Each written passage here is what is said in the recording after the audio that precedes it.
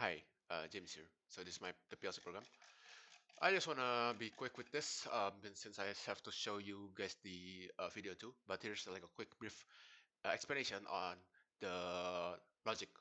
Okay, so this just I'll just breeze past through. Okay. So first we will start the initialization process. P first cycle, of course, to just pulse once time, and then to set the block. This is how I use bset block set for to make um, my memory inventory, which automatically fills it and registers it through D1 and D2. So using block set, I can just I said make a register and fill it all with 10 starting off the bat, right off the bat. Yeah, very easy. And then for the stop, I make it like a standard industrial, normally closed logic. So if the input drops to 0, the net the so here it will like immediately force the system down to like system lockdown mode, which will turn on the red arrow lamp. And this system can only be resetted if like the stop is released, for example. So this is that one. Um, and the PB reset is uh, pushed. Yeah. So then we move to the our like how is it idle state comes in. Um, when like the user how's it like the user picks what's it like the product. When user selects a product like A1 right here, there are three critical data points that I use, like so D10, which is the price registration, how many, like $2 2 cents, um, ID, which is like the product ID, and 12 the destination, the target, the coordinates, like row A and column B. Row A call row, and I separate between two blocks, move between row and column. And here's like the processing system here. uh it checks if it's like greater or equal then it like if the money is sufficient, we will use like binary negative and store it in W120. But if the money is too low, then the logic triggers and the yellow lamp is turned on to the one. But this is the main check for the one. This is like this is the how's it this for is like the data of the product itself. After it checks like if the payment here is apa, if the price that you input have or not is enough. Yeah. And here is also another one. And this is just a repeat, all of it. Button A, button A3 is all the same, just different registers, different one for each of them. So we'll scroll past through here. Button C3, last one, and this is the PB start. Here, this is the motion control. Um, so I'm just gonna quickly explain. So like once like you pay it already, the logic is the uh, once like the machine then will enter what we call state 20, um, which is oh sorry here the 20. Once the 1p, this is the reset lamp by the way. Sorry, I was looking at the wrong thing. I myself is even confused with all of these ladders. Sorry, this was the lamp yellow for the reset. So here it is it here. So once you press start button, you pay, and then it goes to here. This is where the motion control is for the motor control. So like once you pay, the machine enters state 20 mode, which is here. This is like state 20 equal state 20.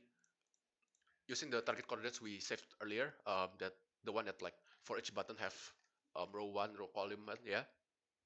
Um, the PLC like activates with a motor 1 or motor 2. Here, motor set, motor 1, motor 2, or reset here. And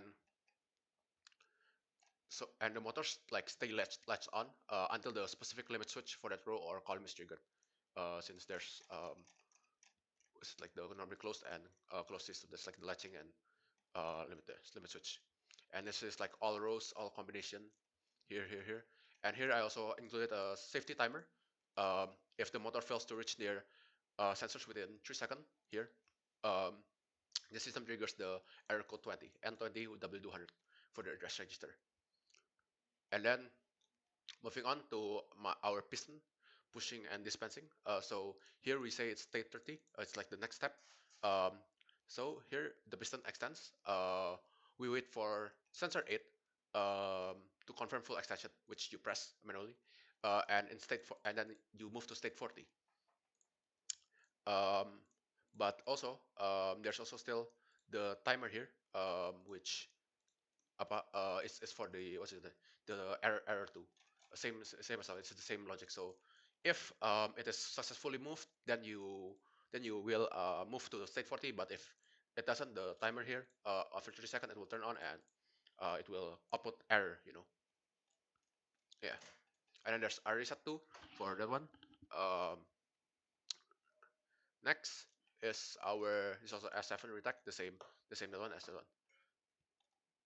Next is our inventory management, the inventory update, which is right here. Is the inventory update. So these are our most critical logic. This is where you control all of the grid counters and stuff. So when a drop sensor like S9 triggers, you will click also the product ID D11.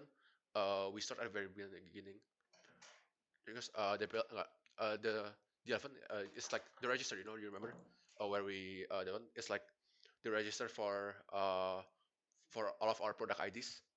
It checks it, basically compares between each one. So which is like if it's N61, oh, this one will turn on, but all the other one it will turn off. But if it's N62, only this one will turn on, and the other one will not turn on because it's not the same.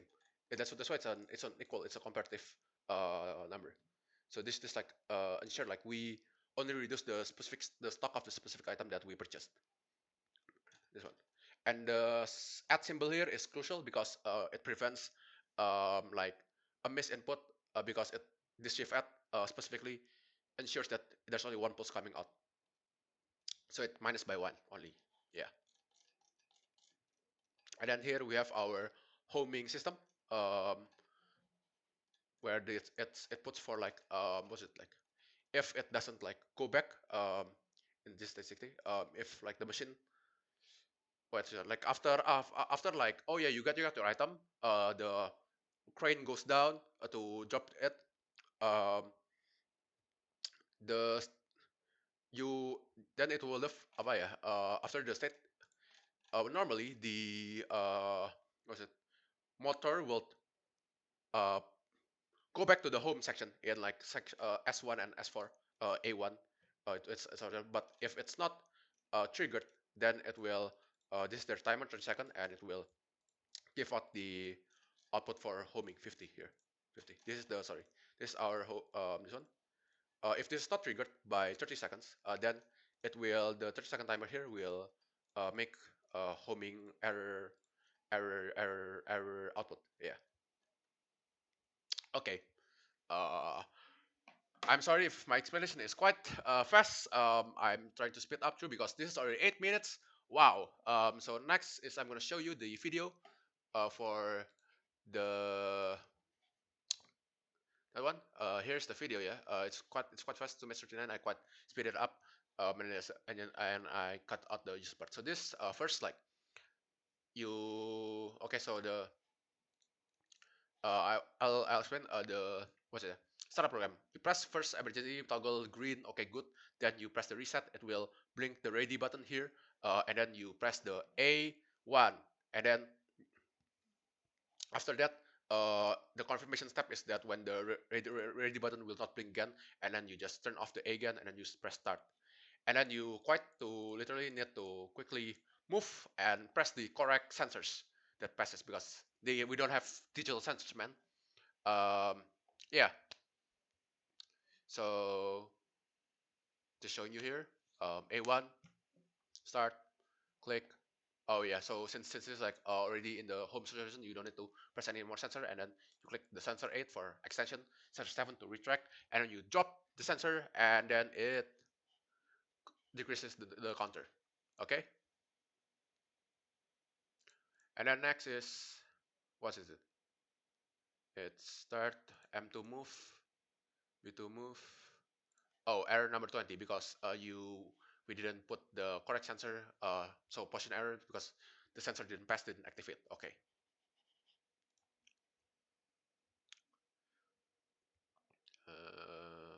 what is next? S5, S2, okay. Oh, another position error because we didn't press the both of the sensors separately. What's the next sensor? Error code. Error code 30. Oh, because we didn't detect the piston and a timeout. Okay. What's the next sensor? What's the next error? Uh,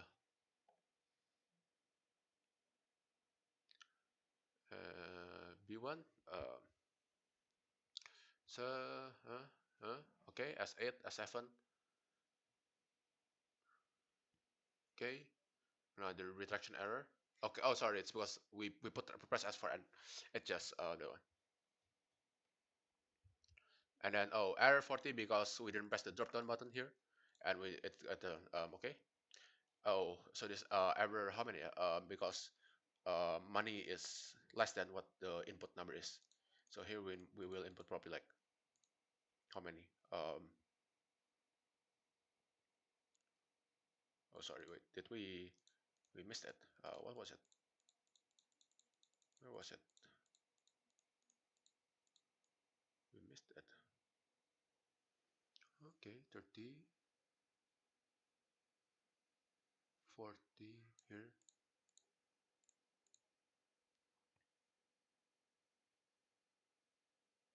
Here a there 10 man 10 error code 10. Okay, and then next is the error for when product is finished, and I'm just here scrolling, going press for A1, just pressing like crazy here. This is like 16 times speed, by the way. Yeah, it takes so long, so many sensors to press. Um, we'll see it real soon. Here, error 61, as pressed when any product is finished. Also, I do wanna say that since we're using it like manually, most coordinates for C is actually impossible to hit because the sensor just takes too long to activate the buttons. It lags a lot, and there's barely any possible way. I tried it, and so my best bet was to only pick A1 and B1 as the example. That's why there's only A1 and B1 mostly. Um, yeah. Next is the homing error, I believe. Um, So this one is after I was fixing it a bit because it seemed like there was an error there that I didn't manage to do. Um, there's a logic error here um, where so here you can see the error here. Okay, it was not shown. Well, it's awkward. So I'm just gonna show you real quick what it's going to look like very fast. Then real life. Okay. Sorry, it was this is the one. Then let's see. Okay, homing error. Let's do quickly fast. No, no, no, no. Not that one. Go fast. Yes, start. Start. So